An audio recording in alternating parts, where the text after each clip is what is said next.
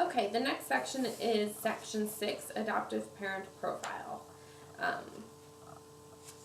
Some adoptive parents, when you meet with them and do this training, they may have already done their profile. We get some families that are completely on the ball and have their profile done like as the very first step. But this is a good section for families to go through as they're creating their profile, because I know creating a profile can be extremely anxiety inducing for adoptive parents. So there's a lot of different articles in here with tips on creating their profile. It's the first article there. I'll let them go through on their own. The second article gives some tips there. The first is injecting humor. If you can have any kind of humor, birth mothers usually love that, because it kind of shows a little bit more of who the adoptive family is. The second is showing something unique about themselves. I tell families all the time, because families always ask, like, is there anything the birth mother did or did not like about us, if they're chosen or not? And I tell families all the time, it's not that. It's going to be something so specific that she likes about you particularly that it's hard for us to say. So just make sure that anything that's unique about you, you're bringing out, because it's usually the most obscure little thing that she picks out that makes her like you. Third is finding a balance. It's important to give her a good view of who you are without giving her too much information.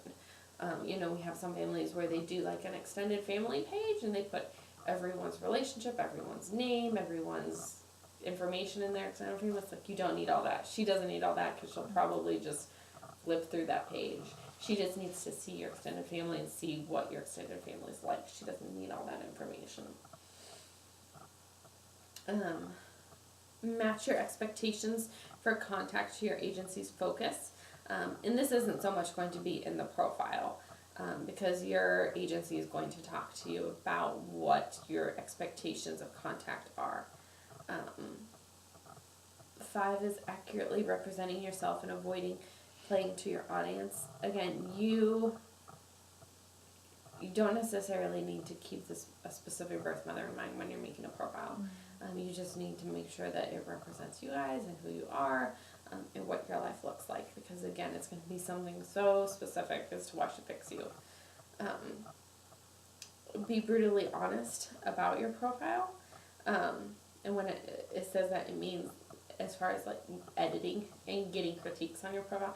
I tell all of our families, send your profile to me before you finalize it, and I'll look it over. I'll give you any critiques that I may have, anything that I think would appeal or not appeal to a birth mother, maybe something you should take out that I know might offend a birth mother or might not be looked positively on by a birth mother. And I'll give you some honest feedback. Step 7 is tinker. Don't be in a rush. Don't be in such a rush to finish your profile that you don't review it multiple times. Give yourself time to make changes to it. And then getting exposure. Within our domestic program, we tell families they have to use at least one other placement resource, because they're getting their profile seen more. Let's see. The next article is on tips for creating your adoption profile.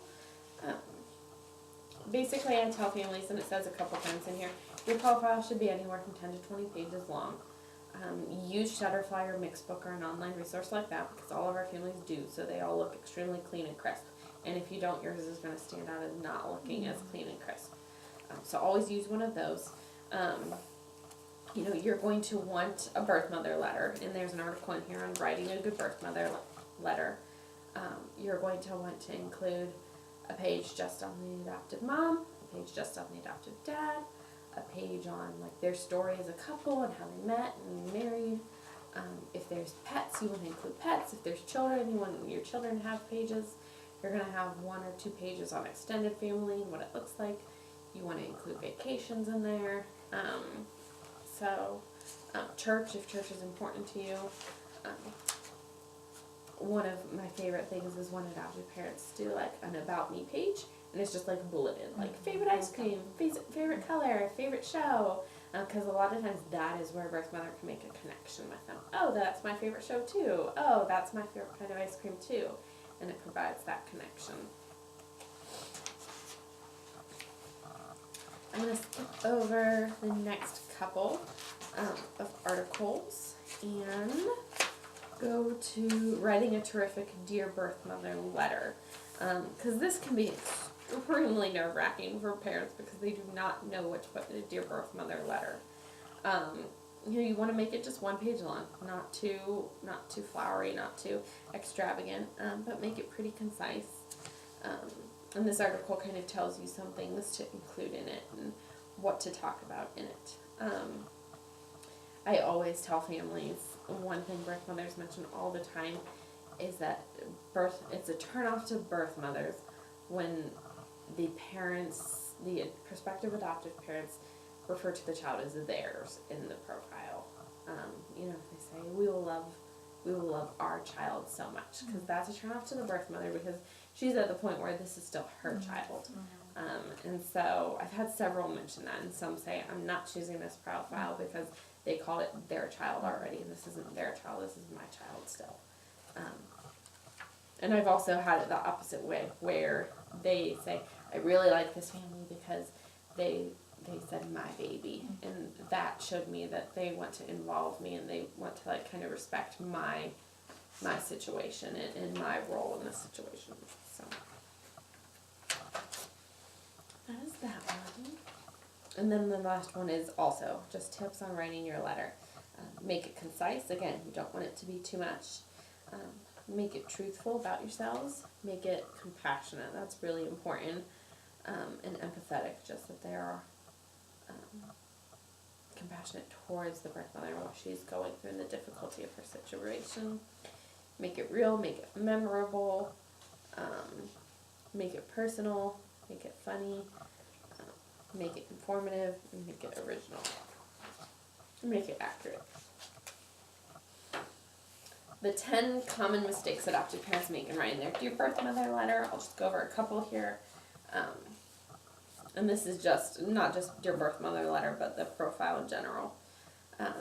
They underestimate the importance of having strong photos and lots of them. I tell families all the time, more photos, less words, because that's what usually draws the birth mother in. If a family has 2 pages of narrative, she's just going to skim it. I tell families usually 5 to 10 minutes is how long a birth mother lasts during her first review of a profile. Maybe she'll go back and look at it more later, but you really want things to stick out to her just in like a 5 to 10 minute time frame. They make themselves sound so perfect that nothing else seems credible. I have had birth mothers specifically refuse families because they look too perfect. So we want them to look real, not too perfect.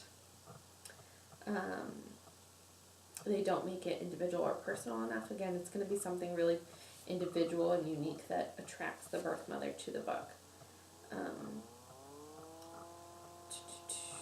They don't emphasize their experience with children enough. You want pictures in there with like nephews, nieces, any other kind of children you've had, you've worked with. Let's see. They devote too much space to their infertility problems. That's not something that families want to harp on a lot within the profile. And then they don't structure their thoughts or go over their letter carefully enough once they finish. So.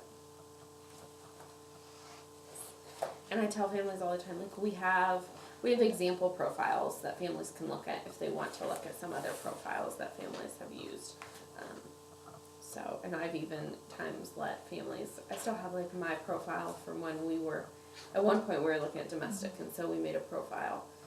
We never used it because we ended up doing international. But I have it saved on like my online account where I made it at, so I let families look at mine too, if